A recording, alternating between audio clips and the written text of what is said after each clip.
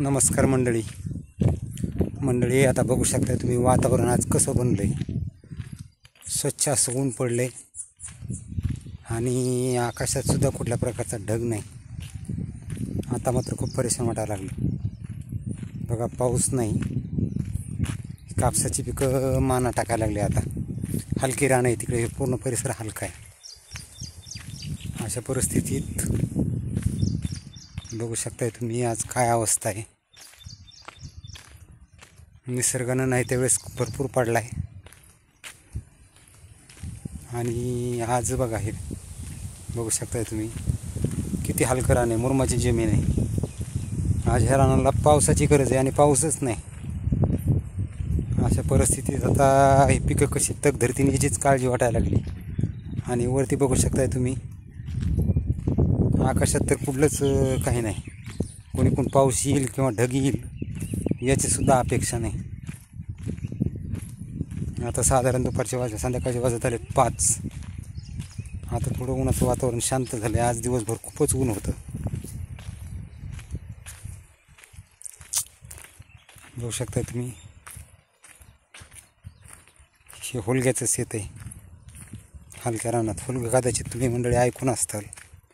ते बघा, हुलग्याचं झाड अशा प्रकारचं असतं.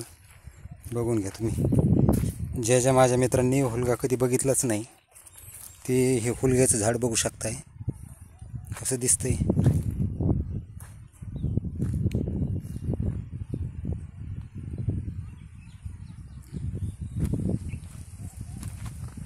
बघू शकताय तुम्ही हुलग्याचं पीक.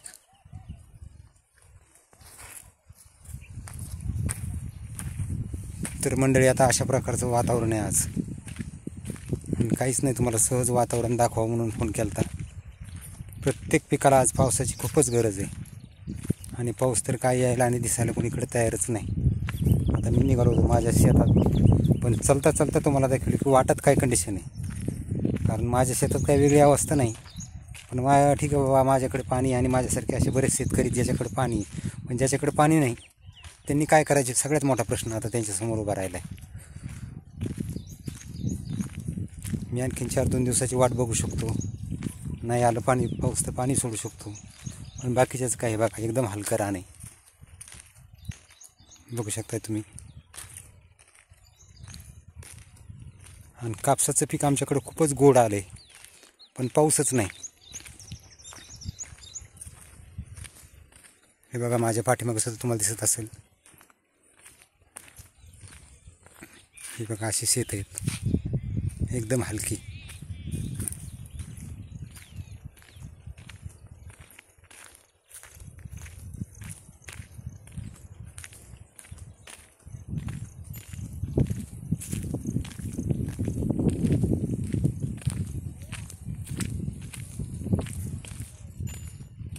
तर आजचा व्हिडिओ इथंच थांबू. धन्यवाद.